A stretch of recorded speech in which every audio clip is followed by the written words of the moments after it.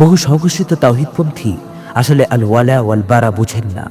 কেউ কেউ তাত্ত্বিকভাবে জানেন কিন্তু অনুধাবন করেন না, আর কেউ অনুধাবনই করতে চান না, কারণ অনুধাবন করলে তাদের রাজনৈতিক ও সামাজিক অবস্থান ভেঙে পড়ে। আল ওয়ালা ওয়াল বারা কোনো আবেগী স্লোগান না, কোনো ফেসবুকীয় অবস্থানও না।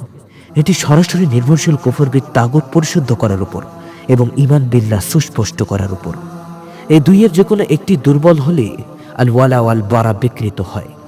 মনে রাখতে হবে, লা ইলাহা ইল্লাল্লাহ কোনো সাধারণ ধর্মীয় বাক্য নয়। এটি প্রথমে না দিয়ে শুরু হয়। সব মিথ্যা উপাস্য, সব কর্তৃত্ব, সব সার্বভৌমত্ব, সব তাগুতি ব্যবস্থার অস্বীকার। তারপর আসে ইল্লাল্লাহ, শুধু আল্লাহর জন্য পূর্ণ আনুগত্য ও কর্তৃত্বের শিখার। শুধু মুখে এই কালিমা উচ্চারণ করলেই কেউ ইমানদার হয়ে যায় না।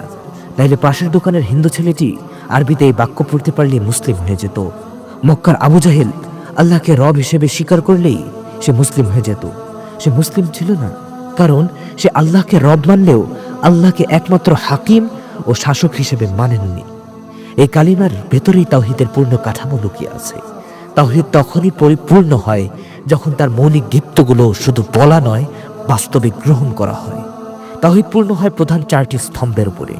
প্রথমত, তাওহীদুল উলুহিয়্যাহ, ইবাদতের ক্ষেত্রে একমাত্র আল্লাহ, শুধু নামাজ, রোজা না, ভালোবাসা, ভয়, আনুগত্য সবকিছুতে আল্লাহ। দ্বিতীয়ত, তাওহীদুর রুবুবিয়্যাহ, তা সৃষ্টি, রিজিক ও পরিচালনায় আল্লাহকে একমাত্র রব মানা। কিন্তু এখানেই অনেকে থেমে যায়, যেটা মুশরিকরাও মানত। তৃতীয়ত, তাওহীদুল আসমা ওয়াস সিফাত, আল্লাহর নাম এবং গুণাবলীতে কোনো বিকৃতি না আনা, তুলনা বা অস্বীকার না করা।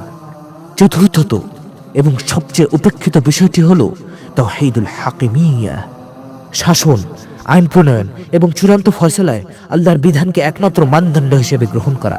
এই চারটির যে কোনো একটিতে আপোষ করলে তাওহীদ ভেঙে পড়ে। তখন তাওহীদ একটি নিরাপদ, নিয়ন্ত্রিত এবং ক্ষমতা বান্ধব সংস্করণে পরিণত হয়। আরেকটি বড় ভুল হলো, মানুষ ভাবে মনে মনে বিশ্বাস করলেই যথেষ্ট।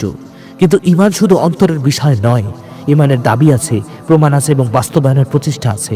মনে মনে ভাত খেলে যেমন ক্ষুধার নিবারণ হয় না, তেমনি মনে মনে বিশ্বাস করলেও তাওহীদ ও ঈমান পূর্ণ ও গ্রহণযোগ্য হয় না। এ কারণে দেখা যায় তগতি শাসনের মৃত্যুতে শোক, গায়রুল্লাহর আইনের রক্ষকদের প্রতি সহানুভূতি, আর তা সবই উম্মার স্বার্থ বা ফিতনা এড়ানোর নামে জায়েজ করে নেওয়া হয়। সমস্যা আল ওয়ালা আল বারা শব্দে না, সমস্যা এর প্রয়োগে।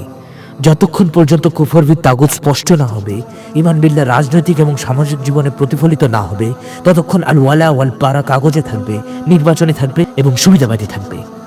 মনে রাখবেন, এটা চূড়ান্ত কোনো ফতোয়া না, এটা একটা রিমাইন্ডার আপনাদের জন্য। কারণ তাওহীদ মুখে থাকলে চলে না, তাওহীদ দ্বারা অবস্থানে, সিদ্ধান্তে এবং পক্ষ নেওয়ায়।